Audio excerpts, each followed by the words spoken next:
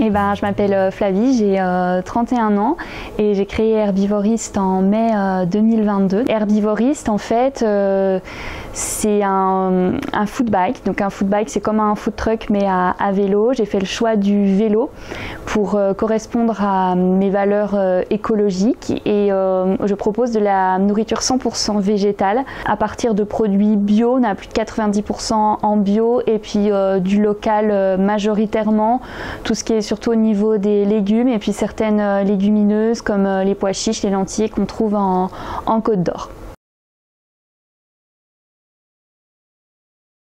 Pour moi, je pense que c'est important d'être transparent, de dire la vérité aux gens et de consommer des vrais produits, en fait, finalement, de revenir à quelque chose de plus simple et plus tourné au niveau de la terre et des aliments qu'on consommait à l'époque, moins d'aliments transformés et puis toujours avec du goût et puis savoir ce qu'on mange, pour moi, c'est le plus important. Alors pour moi, je pense qu'on tend quand même vers une alimentation plus végétale. Je pense pas qu'on arrête de manger totalement des produits carnés ou issus des sous-produits animaux comme du lait ou des choses comme ça. Mais pour moi, ça sera forcément plus raisonné, surtout en raison de l'écologie. À mon sens, il faut qu'on fasse attention à la planète, qu'on prenne soin de la planète et qu'on sait que la consommation de produits animaux génère beaucoup de gaz à effet de serre, ce genre de choses. Donc je pense qu'on aura une alimentation peut-être 80-90% végétale et puis plus faite maison, enfin je l'espère.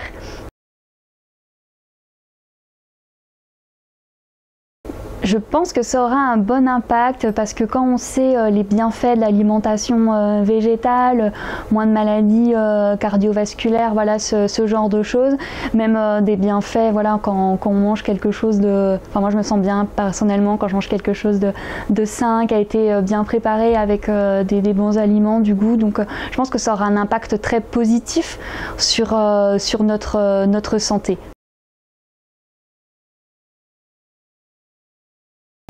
J'espère qu'ils joueront un grand rôle et qu'on pourra compter sur eux pour promouvoir une alimentation durable avec une grande part de végétal. Donc j'espère que ça passera aussi par une alimentation durable dans les écoles et puis dans les lieux publics et qu'on promeuve cette alimentation végétale.